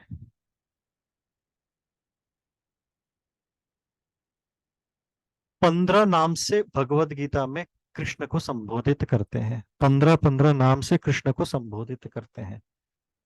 तो पार्थ, ये पार्थ जो है, ये श्लोक में पार्थ, पृथा के पुत्र, कुंती के पुत्र, इसको 38 38 टाइम्स लिया गया टोटल भगवत गीता में। 38 टाइम्स पार्थ को, मतलब अर्जुन को पार्थ के नाम से संबोधित किया गया। भरत को 31 टाइम्स। 30, ये सिर्फ आपकी जानकारी के लिए, इससे कुछ हम लोग, मैं बताता हूं क्यों, इसका इनर मीनिंग क्या है। तो अर्जुना कौन्तेय करके 24 टाइम्स, सन ऑफ कुंती। तो आप पढ़ लीजिए। पार्थ को 38 टाइम्स, पांडव करके 8 बार, भरत करके 31 टाइम्स, कुरु नंदन करके 5 बार लिया गया है उनका नाम। परंतप 8 बार, परंतप करके 8 बार संबोधित किया गया है। महाबाहो 11 टाइम्स। भगवान श्री कृष्ण कॉल्ड अर्जुना महाबाहो, महाबाहो एंड परंतप, reminding him of his strength, मतलब उसके स्ट्रेंथ को संबोधित करते हुए। ये जब जब वो नाम संबोधित करते हैं, इनर क्वालिटी को इन्वोक करते हैं, उसके इनर क्वालिटी को इन्वोक करते हैं। मतलब अभी फॉर एग्जाम्पल, किसी का नाम अगर श्रीराज है, मान लीजिए, श्रीराज का मतलब है संपत्ति का मालिक। जब हम उनको संबोधित करते हैं तो that person has to become aware that he is the owner of infinite wealth, infinite opulence. Vishnu का नाम है श्रीराज, श्री का मालिक है, संपत्ति का मालिक है। मान लीजिए अगर गरीब का नाम श्रीराज है तो क्या मतलब निकलता है? Whenever we call a poor person, ये तो व्यंग्य हो गया। एक गरीब का नाम श्रीराज कैसा हो सकता है? ये जब हम किसी के नाम, गुणवाची नाम को संबोधन करते हैं, गुणवाची नाम को संबोधन करते हैं, we are invoking his inner qualities. तब जब हम किसी पुअर आदमी का नाम श्रीराज है मान लीजिए, तो वो कैसा इसको ले, तो वो इनर संपत्ति का मालिक है। इनर संपत्ति यानी क्या? इनर संपत्ति यानी वो अंदर प्रेम, इनफाइनाइट प्रेम का मालिक है, अंदर इनफाइनाइट पीस का मालिक है, इनफाइनाइट लव का मालिक है। ये आत्मा जो है प्रेम रूपी है, शांत पीस, पीस शांत रूपी है, तो उसका वो मालिक है। ये नाम, ये जो गुण रूपी है, ये जब भगवान जब श्री कृष्ण को संबोधित करते हैं पार्थ परंतप, तो उसके गुणों को वो इन्वोक करते हैं। जैसे कि अगर अर्जुन को संबोधित किया गया अर्जुना, अर्जुना करके संबोधित किया गया, he is called arjuna because he is white skin, वो श्वेत वर्ण के थे, वो एकदम गोरे थे अर्जुन। तो his name also symbolizes that his acts were always stainless, उनके कार्य जो थे वो सदैव निष्कलंक थे, stainless थे, spotless थे। So which also means that he never does anything wrong। तो वो कभी भी गलत काम कर ही नहीं सकता। उसको, जो गलत काम कर ही नहीं सकता, जो स्टेनलेस है, जो निष्कलंक है, उसको अर्जुन कहा जा सकता है। उसको फाल्गुन कहा जाता था बिकॉज जब वो बॉर्न हुए थे, constellation Uttara Phalguna was on the ascendant. वो डेने बोला बोलते उत्तरा फाल्गुन नक्षत्र लग्न पर था। उनको जिष्णु भी कहा जाता है। Jishnu is the one who is unsurpassed and uncontrollable. It also signifies the tamer of enemies, जो शत्रुओं को वश में कर ले, उसको जिष्णु कहा जाता है। उसको किरीटी कहा जाता है। ये किरीटी, यहाँ पे वर्णन है, किरीटी कहा जाता है क्योंकि इंद्र ने उसके सेलेस्टियल फादर इंद्र ने उनको किरीट दिया जाता है क्योंकि निवट कवच नाम के एक राक्षस को वो मारते हैं और हिरण्यपुरी को वापस राक्षसों से रेस्क्यू करते हैं। He rescued the city of Hiranyapuri and he killed Nivata Kavachas, राक्षस है। ये वन पर्व में महाभारत में एक प्रसंग आता है। तो वो राक्षस को वर मिला रहता है कि वो ह्यूमन से ही वध होंगे। तो Arjuna went to Indra, he killed the demon Nivatakavachas and rescues the city of Hiranyapuri. So then Indra rewarded him with diadem, एक किरीट, एक क्राउन दिया उन्होंने, तो इसीलिए किरीटी बोलते हैं उसको। श्वेतवाहन भी बोलते हैं because he rides white horses, वो सफेद घोड़ों पर सवार करते हैं। उनको विभत्सु भी कहा जाता है because he never fought the battle by unfair means, उन्होंने युद्ध को कभी अनुचित तरीके से जीता ही नहीं, इसीलिए उनको बीभत्सु भी कहा जाता है। उनको विजया भी बोला जाता है because he never return from a battle field without defeating the opponent, युद्ध में प्रतिवादी को परास्त किए बिना ही वो मैदान से कभी लौटे ही नहीं। उनको कृष्ण भी कहा जाता है, उनका नाम कृष्ण भी है बिकॉज ये जब एक प्रसंग आता है when Lord Shiva gave Arjuna the Pashupatastra, he addressed him as Krishna, Arjun को कृष्ण के नाम से संबोधित किया क्योंकि वो कृष्ण के बहुत प्रिय थे। उनको सव्यसाची के नाम पे भी संबोधित किया because he could draw his bow with both the hands, उनको दोनों हाथ से वो गांडीव को चला सकते थे, वो दोनों हाथ से बाण को चला सकते थे, इसीलिए उनको सव्यसाची कहा गया। उनको धनंजय भी कहा जाता है क्योंकि he lived in the middle of wealth, having conquered many kingdoms and acquired their wealth. वो धन के बीच में रहता था, बहुत संपत्ति इकट्ठा कर लिया था, इसीलिए उनको धनंजय कहा जाता है। उनको गुड़ाकेश भी कहा जाता है बिकॉज ही कॉन्कर्स स्लीप, गुड़ा मतलब गुड़ा स्लीप, उनको निद्रा को जीत लिया था। तो पार्थ तो हम जानते ही हैं, पार्थ एज इन पृथा, कुंती के पुत्र।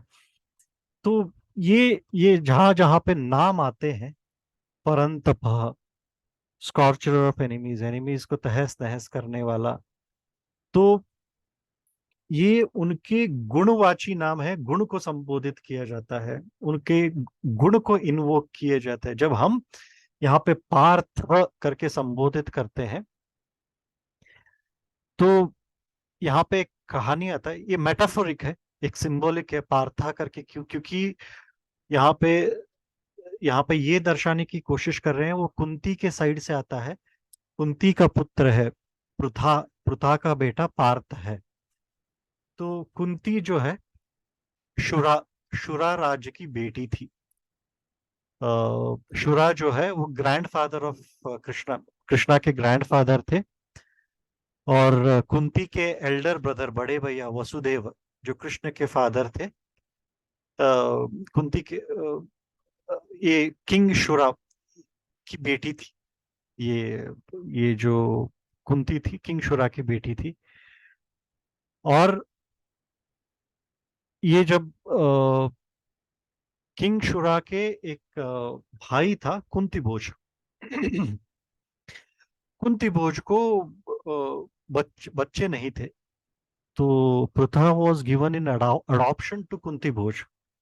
ये कुंती भोज को बच्चे नहीं थे, इसीलिए कुंती जो शुरा की बेटी है कुंती भोज को दिया गया। Now because of her willingness to leave her own father, ये उसने त्याग दिया अपने पिता को, किंग शूर को, and because of her willingness to fill the emptiness of the home of her foster father, Kunti Bhoj के घर में पुत्री बन के गई, वो एक बहुत बड़ा सैक्रिफाइस किया। तो पृथा को एक सैक्रिफाइस की मूर्ति माना जाता है शास्त्रों में। तो शुरा को, अपने पिता को वो त्याग करके कुंती भोज के घर गई, कुंती भोज के अडॉप्टेड डॉटर बन के रही वो, इसीलिए पृथा से उसका नाम कुंती भोज की बेटी हो गई वो, इसीलिए उसका नाम कुंती पड़ गया। तो बाद में कुंती के नाम से ही प्रसिद्ध हो गई। वो त्याग स्वरूपी महिला ऐसा माना गया है महाभारत में। तो उसी को इन्वोक करते हुए इसको पार्थ कहा गया है। And he is asked to forsake attachment to his senses. Parth करके क्यों संबोधित किया गया है, ये मेटाफोरिकल मीनिंग है, क्योंकि जैसे उसकी माँ ने त्याग दिया अपने पितृ शुरा को, ऐसे ही तुम अपने अटैचमेंट्स, अपने भाई बंधु की तरफ जो मोह है उसको त्याग दो। ये सांकेतिक रूप से ये दर्शाने के लिए पार्थ करके यूज किया गया है। जहां जहां पे एक एक वर्ड यूज किया गया है वहां पे इमेंस मीनिंग निकलता है, वहां पे बहुत लंबा मीनिंग निकलता है। तो कुंती एक सैक्रिफाइस की प्रतीक थी, तो उसी का नाम लेते हुए पृथा का पुत्र पार्थ, तो अर्जुन को ये कहा गया है तुम भी सैक्रिफाइस कर लो, रिनंसिएट कर लो, रेलिंक्विश योर अनमैनली क्वालिटीज, तुम्हारा क्लैब्यावस्था है उसको त्याग दो, तुम्हारा अटैचमेंट्स को त्याग दो। तो ये पार्थ का रियल मीनिंग होता है। तो देन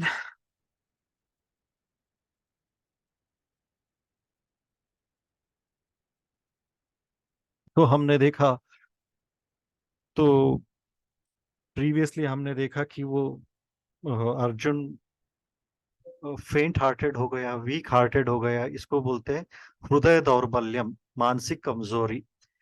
जब इस अवस्था में कोई होता है तो he should never take life changing decisions, वो पहले उस अवस्था से बाहर आना चाहिए।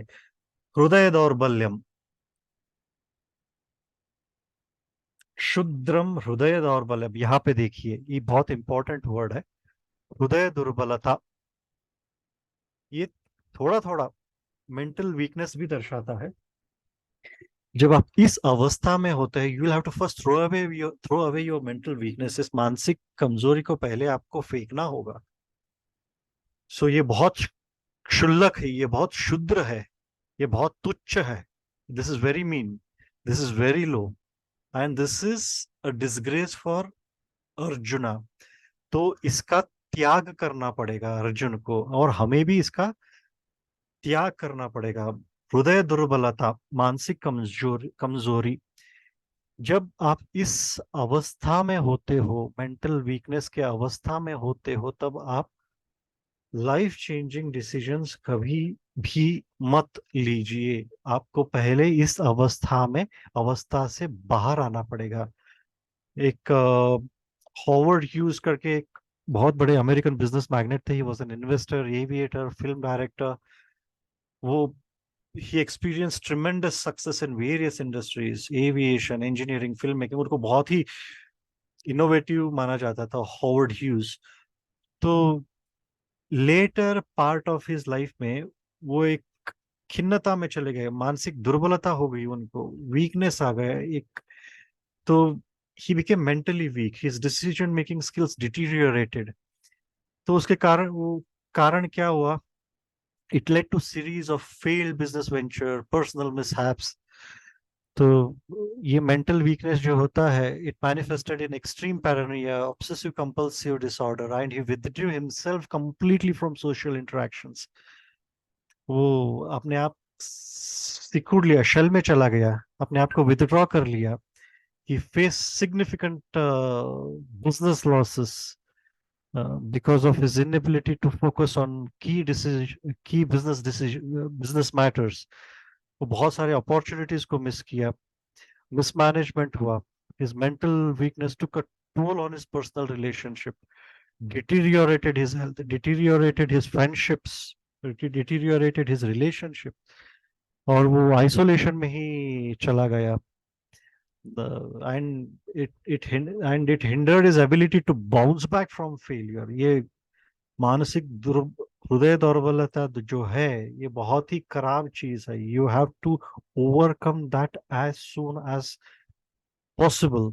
ये अब्राहम लिंकन भी गुजर चुके थे इसके दौरान mental weaknesses. He was the 16th president of United States. He faced innumerable failures, setbacks, and it took immense mental toll on him।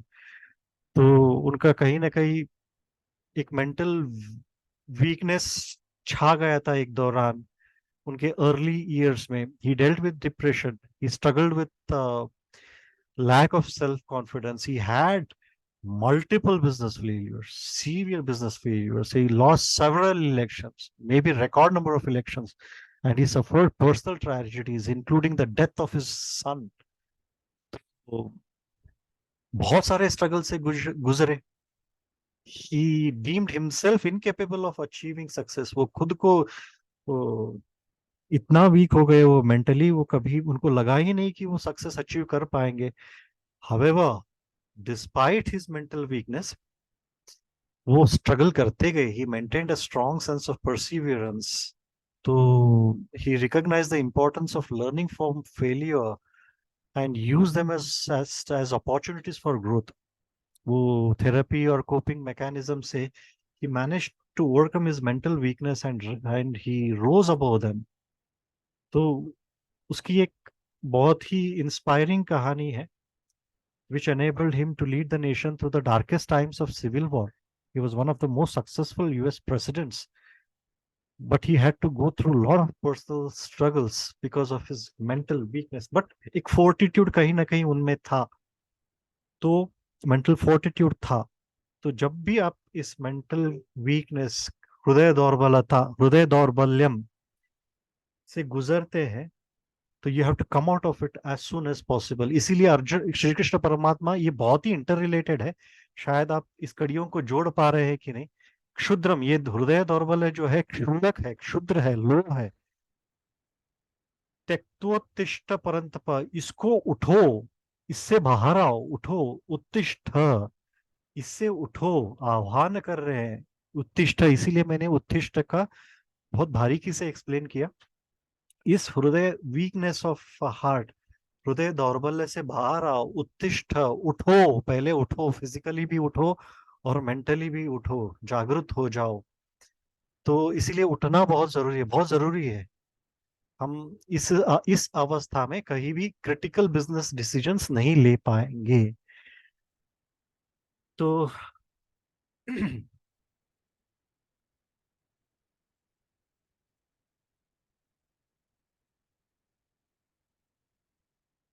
और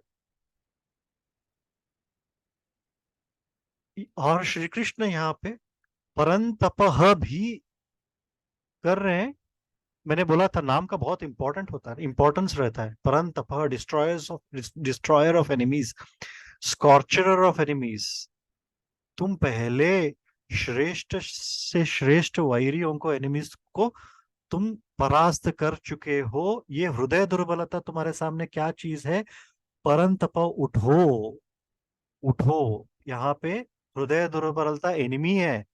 तुमने वैरी है, तुमने पहले बहुत सारे एनिमीज को तुमने परास्त किया था. तो इस एनिमी को भी परास्त करो. अटैचमेंट नाम का एनिमी को भी परास्त करो. हृदय दौर्बल्य नाम का एनिमी को भी परास्त करो. परंतप, क्लैब्यम नाम के अवस्था को भी परास्त करो. परंतप, हे कॉन्करर ऑफ एनिमी. जब उसको उस नाम से पुकारते हैं तो वो भाव उनमें पैदा होने, उत्पन्न करने के लिए उस नाम से पुकारते हैं. इसीलिए नाम हमेशा गुणवाची होने का. जब हम श्रीराज करके बुलाते हैं तो श्रीराज नाम का आदमी, उनके मन के अंदर, आत्मा के अंदर जो उनके रिचनेस है उसको जागृत करने का. जो आपका नाम है आत्म स्वरूपी है, आत्मा का वही नाम होता है. तो अपने नाम के अपने अंदर वो गुण होता है, जो गुण होता है उसको आप अंकुरित कीजिए, उसको आप उद्भव कीजिए, उसको आप इग्नाइट कीजिए, उसको आप किंडल कीजिए. You just have to ignite that essence of that name in your heart.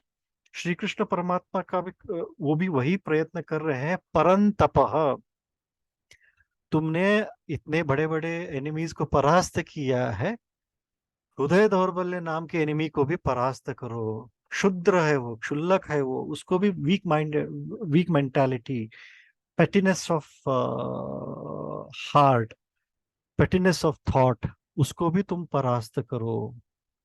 तो यहाँ पे ऐसा बोल रहे हैं. और और ध्यान रखने वाली बात यह है, जब वो क्लाइभ्यम बोलते हैं, नपुंसक बोलते हैं, यूनक बोलते हैं, तो वो अर्जुन को उस अवस्था से निकालने के लिए बोलते हैं. ये बेसिकली हम इसको इनडिसाइसिवनेस, वो क्लाइब्य अवस्था है, ना इधर ना उधर, इनडिसाइसिव स्टेट है, वो मेंटल स्टेट को वो आई मीन रेफर करते हैं. So we have to come out of it. यहाँ पे गीता ज्ञान नहीं है, यहाँ पे अर्जुन वो काम कर रहे हैं, बस उनको उनकी अवस्था से बाहर लाने के लिए कठिन शब्द का प्रयोग कर रहे हैं. अभी तक गीता ज्ञान शुरू नहीं हुआ है, कर्मयोग भी शुरू नहीं हुआ है, ज्ञान योग भी शुरू हुआ है, nothing of that sort. There is no Gita wisdom here. Here, Krishna is reprimanding Arjuna, he's chastising Arjuna, he's using strong words to whip up Arjuna. तो वो बहुत ही स्ट्रॉन्ग वर्ड्स यूज कर रहे हैं कि अर्जुना को नींद से जगाए. उत्तिष्ठ बोल रहे हैं, उठो उठो उठो करके कंटिन्यूअसली बोल रहे हैं. और ध्यान रखने वाली बात यह है कि Arjuna has not surrender to Krishna. तो अर्जुना अभी भी सरेंडर नहीं किए हैं, and he is not prepare to listen also. तो इसके बाद अगले फ्यू श्लोक में अर्जुना फिर से बोलते हैं. फर्स्ट श्लोक में, फर्स्ट चैप्टर में उन्होंने अपनी भड़ास निकाली थी, भड़ास निकाल के चुप भी नहीं हो गए वो. तो अर्जुना ने ज्ञान इसलिए स्टार्ट नहीं किया क्योंकि उनको पता था कि Arjuna he has not emptied his heart out, he has not vented out fully. तो उनको पता था कि अर्जुना का अभी भी भड़ास थोड़ा अंदर है, वो अभी बाहर नहीं आया है, तो वो सुनने के लिए अभी रेडी है. Is not prepare to listen. अभी भी वो भड़ास निकालना चाहता है, he wants to vent it out. अभी भी उसके हृदय में कुछ चीजें छुपी हैं. तो only when the other person is ready to receive knowledge, Krishna can impart knowledge. जब कोई सब छोड़ छाड़ के जब लिसनिंग मोड में चले जाए, तभी श्री कृष्ण परमात्मा ज्ञान दे सकते हैं. Because any transaction requires one receiver and one giver.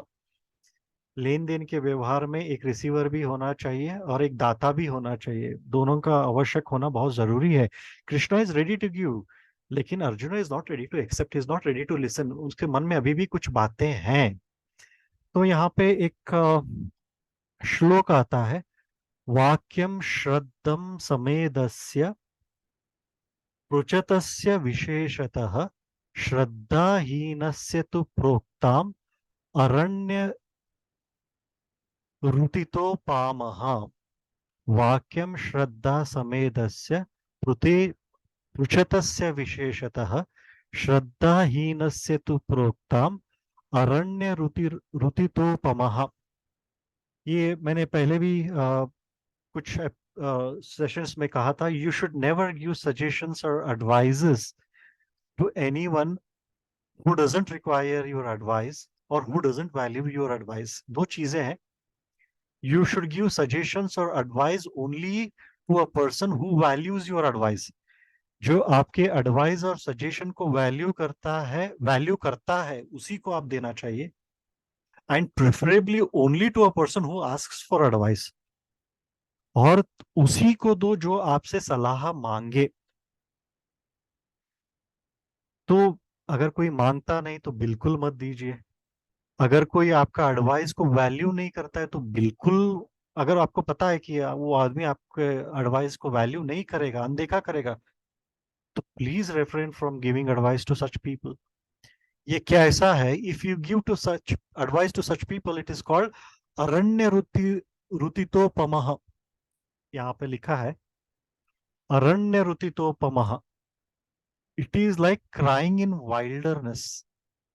अरण्य में चिल्लाने जैसा है, जोर जोर से अरण्य में, फॉरेस्ट में जहां पे कोई नहीं रहता, चिल्लाने जैसा है, कोई सुनने वाला भी नहीं है. अरण्य रोदन हो जाएगा वो, आप कितना भी चिल्लाओ अरण्य में. It's like crying in wilderness. आप कितना भी रो, कोई सुनने वाला नहीं है. तो यहाँ पे वही एक बात हमें सीखने को मिलती है, लाइफ लेसन.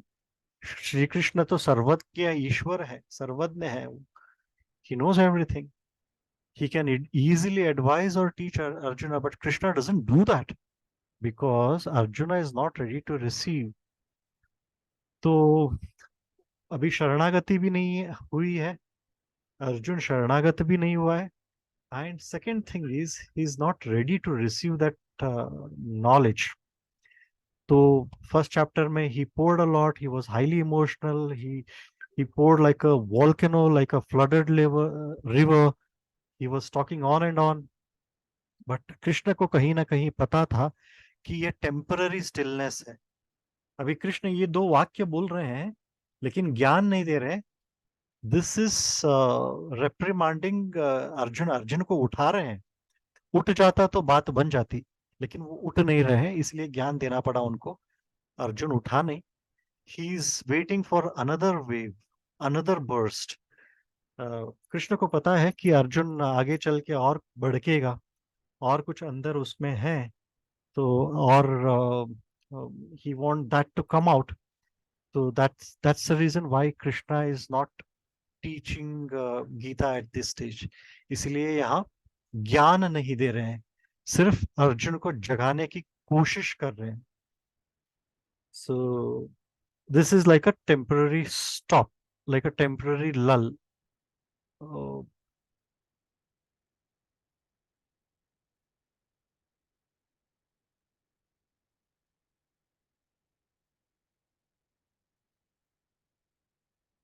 और यहाँ पे एक धर्म का विचार आता है. परंतपः, जब वो वर्ड यूज किया जाता है, I'll just take 5 minutes. परंतपः, sorry, परंतप, जब मतलब who has destroyed enemies. यहाँ पे लौकिक जगत में अक्षत्रिय cannot behave like a brahmana. He cannot afford to show mercy. क्षत्रिय को ब्राह्मण की तरह बर्ताव करने की छूट नहीं दी गई है. क्षत्रिय को कंपैशन दिखाने की छूट नहीं दी गई है. He cannot show mercy. ब्राह्मण कैन शो mercy. क्षमा रूप तपस्विनः, क्षमा रूप तपस्विनः बोलते हैं. Those who are तपस्वी, they can excuse, they can show mercy. वो जो ब्राह्मण होते हैं वो क्षमा कर सकते हैं, उनके दायरे में आता है. But one who is at a governmental position, one who is at a governmental post, or one who is in judiciary, one who is entitled to make justice, to deliver justice, there is no question of excuse, there is no question of showing mercy. जो जो जज के स्थान पे बैठे रहते हैं, जो पुलिस डिपार्टमेंट में रहते हैं, उनमें क्षमा करने की जितना है उतना ही कर सकते हैं. But they are bound by duty. Life for life, you have killed one man so you must be killed. ये एक होता है जस्टिस. ये अगर ब्राह्मणा में से you have killed my man, you have killed my person, never mind, I'll excuse you, but that's brahmana's business. ये ब्राह्मण बोल सकता है तुमने मेरे आदमी को मार दिया, मैंने तुम्हें माफ किया. ये ब्राह्मण बोल सकता है, उसके धर्म के अंतर्गत आता है, and that is valid. But a Kshatriya cannot do that. He cannot show mercy. He is bound by his duty. This is the injunction in Manu Samhita. Manu Samhita में ये एक इंजंक्शन दिया गया है. So Arjuna again is bound by duty. Being a Kshatriya, he has to perform his duty. इसी के कारण उसको परंतप भी कहा गया है, to kill his enemies. He is asked to kill his enemies. He is given a call to kill his enemies. उसका धर्म को आह्वान किया गया है. जैसे कि मैंने बोला, गुणवाची नाम है, उनको गुण को संबोधन किया गया है, गुण को इन्वोक किया गया है. जब परंतप श्री कृष्ण बोलते हैं तो उनके अंदर के गुण को वो इन्वोक कर रहे हैं. तुम क्षत्रिय हो, धर्म निभाओ और क्षत्रिय धर्म का पालन करो और एनिमीज को किल करो. तो ये इसका अर्थ निकलता है. तो ओवरऑल फिर से, if I have to sum up, क्लाइब्यम मास्मगमः, do not yield to unmanliness, do not yield to cowardice. Do not become coward. Do not yield to impotence. Klaibhyam masmagamah partha. Naitat त्वयि उपपद्यते. It doesn't befit you. तुमको वो शोभा नहीं देता अर्जुन. क्षुद्रम हृदय दौर्बल्यम. हृदय की वीकनेस बहुत क्षुल्लक है, उसको त्याग दो. त्यक्तोत्तिष्ठ परंतप. त्याग के उठ खड़े हो जाओ अर्जुन. उत्तिष्ठ. You must stand up. Abandoning. त्यक्त्वा. इसको अबांडन करके उठ खड़े हो जाओ. परंतपः. So that's the meaning of this verse. So if you have any questions, please shoot. अगर आपको प्रश्न है तो बताइए.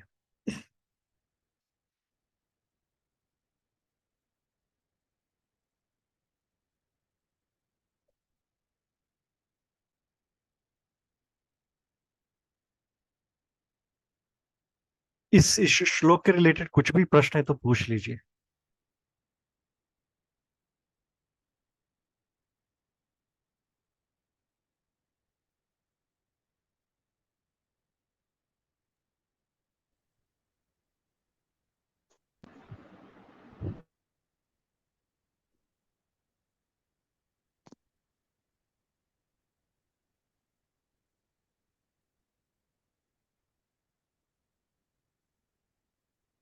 Okay.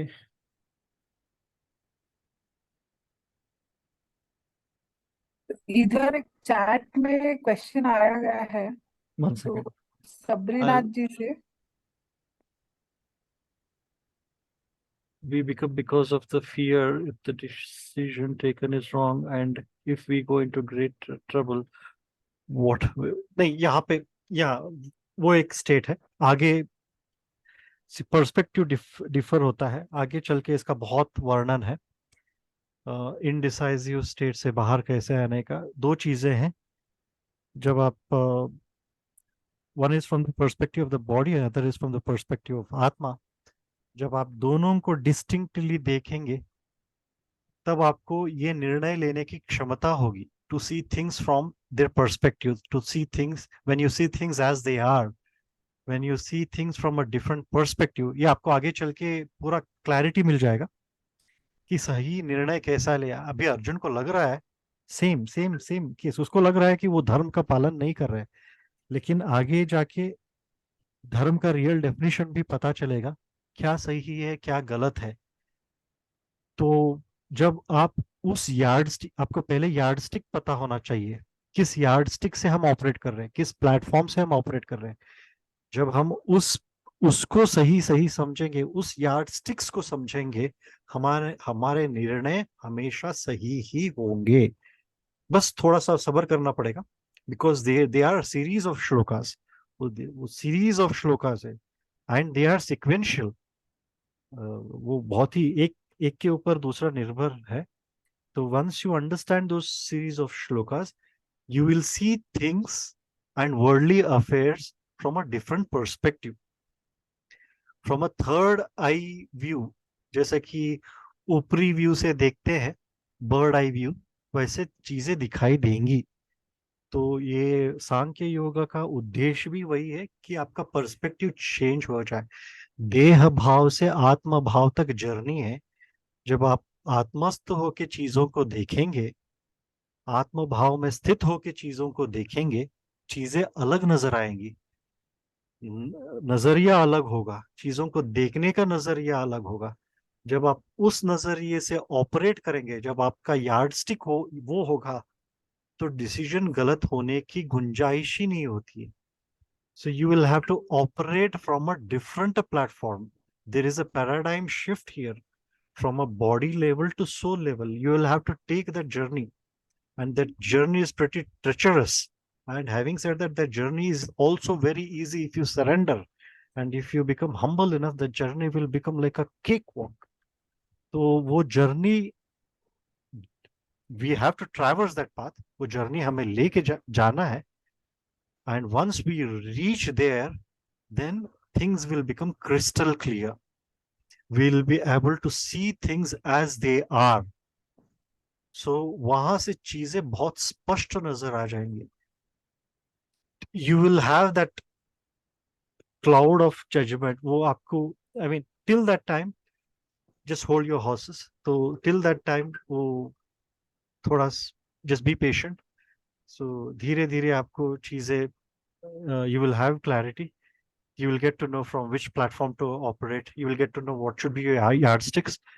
When you operate from that those yardsticks, things will become clearer, and you will be equipped with all the tools of the trade to take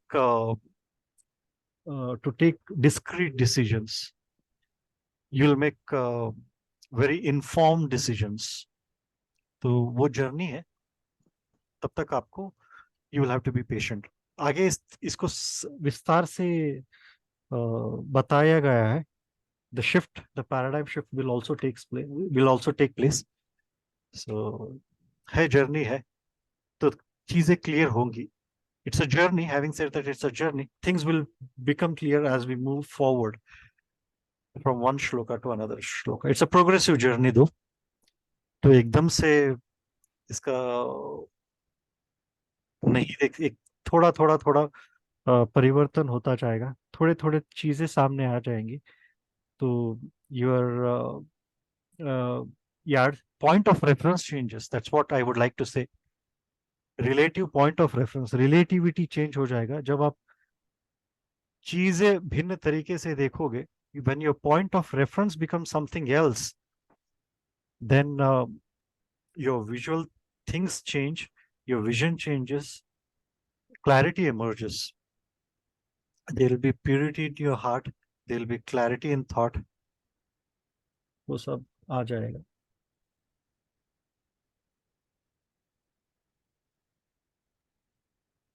और एक question आ गया How है. to know that one is in the state of indecisiveness? देखिए, I'll share the previous videos. Kindly go through that.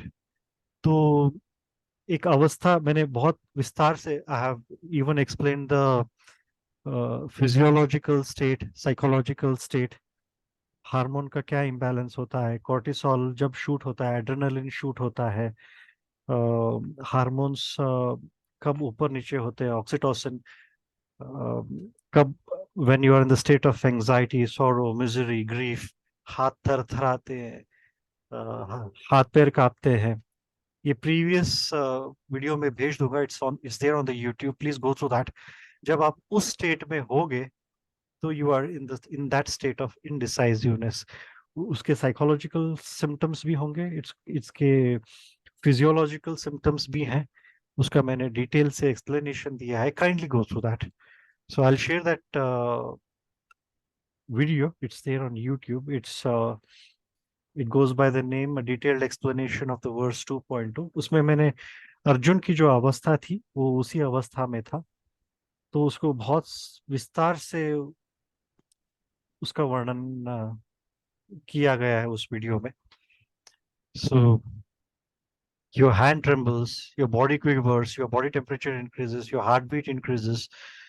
So your limbs quiver, your bodies quiver, your throat dries up, there is a heaviness in chest, and you sort of tremble, your voice trembles. और ये बहुत सारी चीजें, बहुत सारी, there is a giddiness, sir भारी होने लगता है, छाती भर जाता है, सांस लेने में दिक्कत हो जाती है. These are physiological, bodily level symptoms, शारीरिक तौर पे symptoms है. Psychological अलग है. Adrenaline, you get in a fight or flight mode.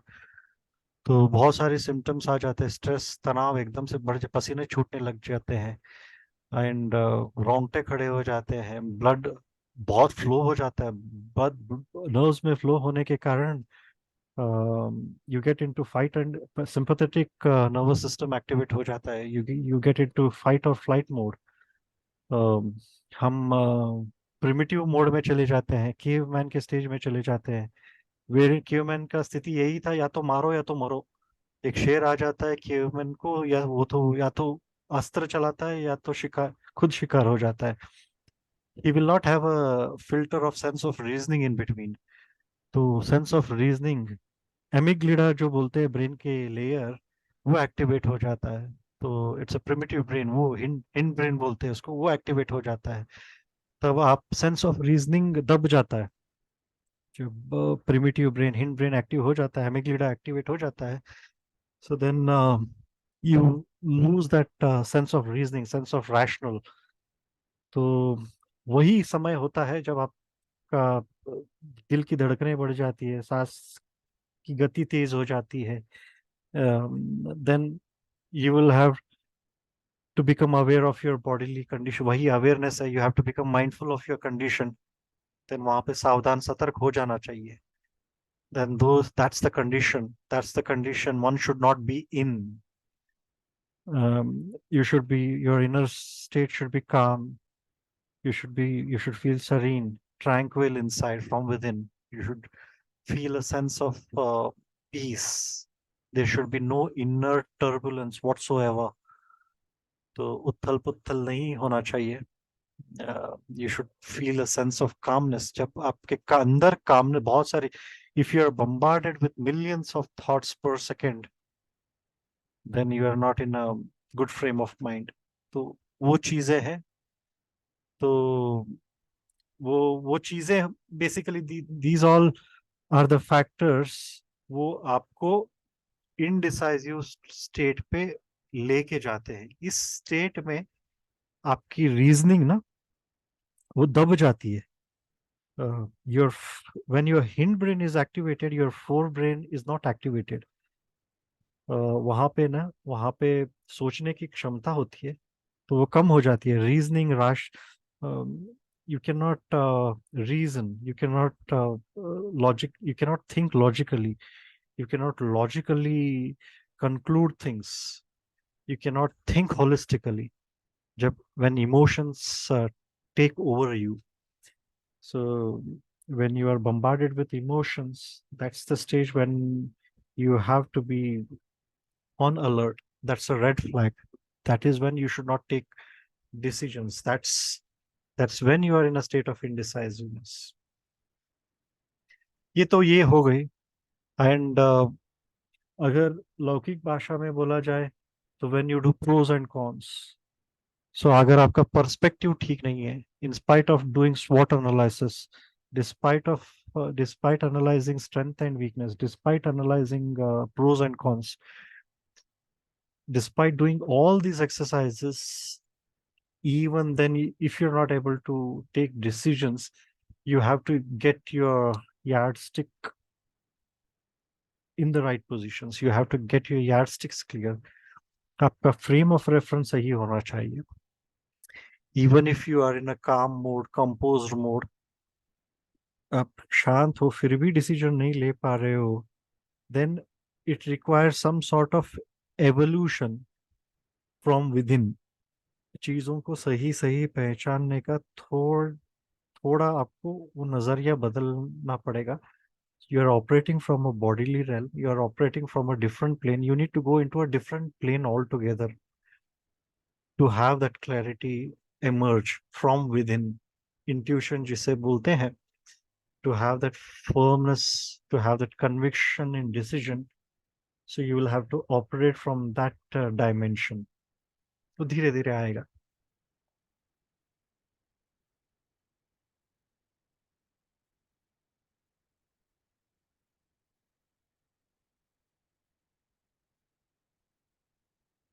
So if there are no more questions, I'll wind up this session। तो आप दोबारा I'll upload this session, I'll upload the audio and video in the group। ये बार बार सुनिए तो अलग अलग अर्थ निकल आ जाएंगे बार बार सुनने से, और एक कन्विक्शन आ जाएगा। बार बार सुनने से वो एक चीज होती है कि एक इनसाइट्स आ जाते हैं, आहा मोमेंट्स बहुत होते हैं आपको। so just listen to it every now and then। so the next session would be on Tuesday, we'll meet on Tuesday। ठीक है, जुड़ने के लिए धन्यवाद। I'll end this session, thank you। Thank you, sir. Thank you, sir. Thank you so much.